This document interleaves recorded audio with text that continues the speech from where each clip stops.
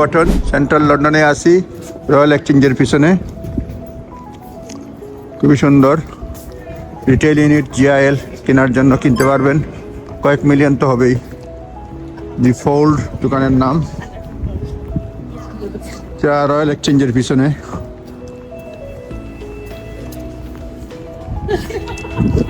পিছনের মল রোজা রমজানের মাস নাহলে খাওয়া দাওয়ার চেষ্টা করতাম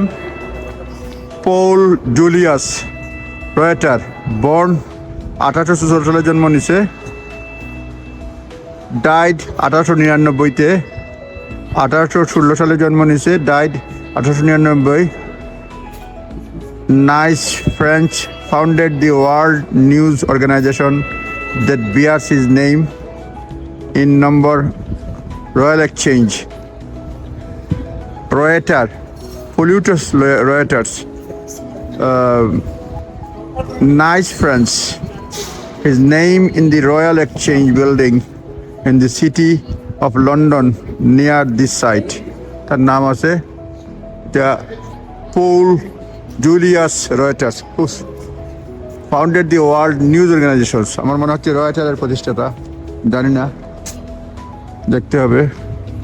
এখানে খাওয়া দাওয়া রমজানে অনেক পয়সা হবে রয়্যাল এক্সচেঞ্জ বিল্ডিং এর পাশে এটা আমরা আছি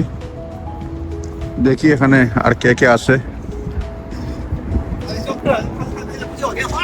এইখানে চেয়ারে বসে আছেন রাজা মহাশয় দেখেন এনার নাম কি বাড়ি কোথায় George Peabody born Denver, Mass, USA এটা American philanthropist and a great benefactor of the London poor accorded the honorary freedom of the city of London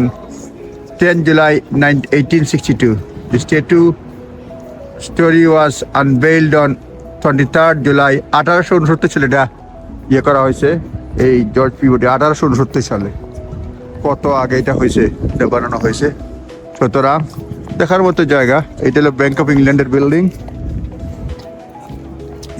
এইখানে আরেকটা আছে পানির ফোয়ারা মা আগলে রাখছে শিশুদেরকে এইখানে এই দেখেন মা দুইটা শিশুকে আগলে রাখছে এটা ইরেক্টেড 1878 সালে এটা ইরেক্ট করা হয়েছে অনেক কাহিনী রয়েছে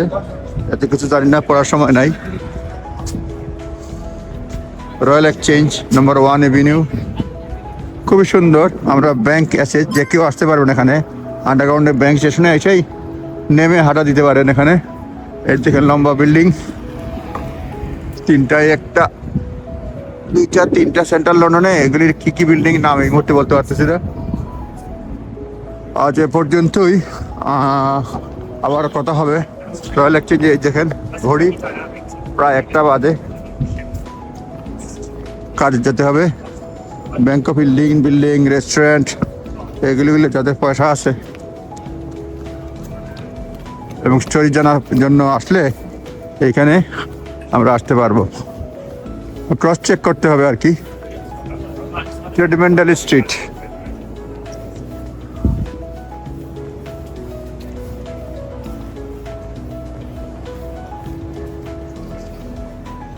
আজ এ পর্যন্তই খোদা হাফেজ